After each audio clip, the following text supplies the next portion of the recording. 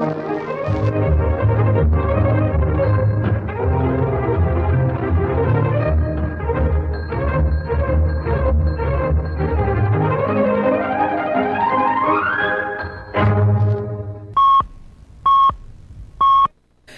p.m. Pakistan Standard Time. Assalamu alaikum. This is Radio Pakistan. The news read by Asma Hafiz. First, the headlines. Prime Minister says Palestinian people's freedom, dignity and prosperity remain a primary concern for Pakistan. Finance Minister has appreciated valuable contributions of overseas Pakistanis to the national economy. At the United Nations, Pakistan says India's reckless behavior has endangered regional peace and security. In Indian illegally occupied Jammu and Kashmir, occupying troops in their act of state terrorism martyred 2 youth in Kupwara district today.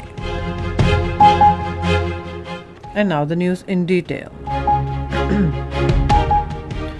Prime Minister Shehbaz Sharif says Palestinian people's freedom, dignity and prosperity remain a primary concern for Pakistan.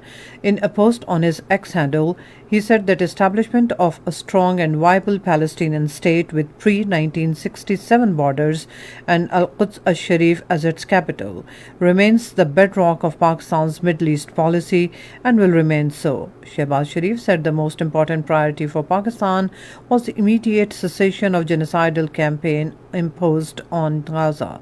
He said, "Our gratitude to President Trump is anchored in him promising that he would make it stop and delivering on that promise." The Prime Minister said, "We will continue to express our admiration for President Trump's unique contribution to peace." Prime Minister Shehbaz Sharif has left for home after completing his 2-day visit to Sharm el-Sheikh, Egypt. Egyptian Minister of Culture Ahmed Fouad Hanou saw him off at the airport. Finance Minister Mohammad Aurangzeb has voiced support for operationalization of Commonwealth Infrastructure and Financial Resilience Hub as well as the Technical Assistance Fund for capacity building. Speaking at the Commonwealth Finance Ministers meeting in Washington, D.C., he reiterated the central importance of climate financing for developing countries like Pakistan and emphasized the urgent need to operationalize mechanisms such as the Loss and Damage Fund. Finance Minister and his delegation had a key meeting with Director of IMF's Middle East and Central Asia Department, Jehod Azur. Both sides exchanged views on Pakistan's reform agenda and reaffirmed their shared commitment to sustaining the current momentum of reforms.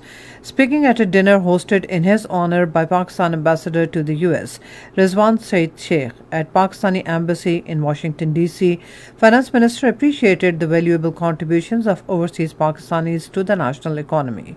Mohammad Aurangzeb highlighted government's commitment to strengthening their engagement with Pakistan's development journey.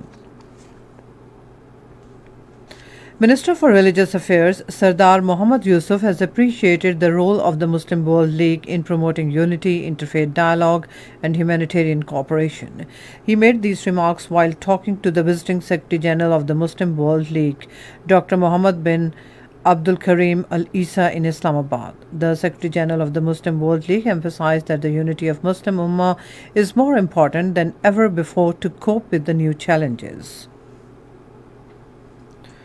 At the United Nations, Pakistan says Jammu and Kashmir is an internationally recognized disputed territory whose final status is to be determined through a free and impartial plebiscite.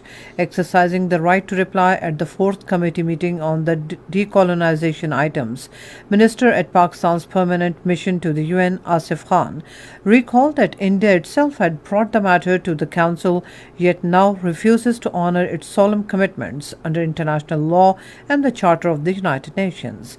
He said India's reckless behavior has endangered regional peace and security. In Indian illegally occupied Jammu and Kashmir, Indian troops in their act of state terrorism martyred 2 Kashmiri youth in Kupwara district today. According to Kashmiri Media Service, the youth were martyred during a cordon and search operation in the Machal area of the district. In the Under-21 Sultan of Johor Cup hockey tournament, Pakistan will face India at Johor in Malaysia today. The match will start at 5:35 p.m. On the third day of first cricket test against South Africa at Gaddafi Stadium in Lahore, Pakistan in their innings were 58 for loss of 2 wickets a short while ago. Pakistan resumed their second innings with a lead of 109 runs. Earlier, South Africa in their first innings were all out at 269 runs. And that's all from the newsroom.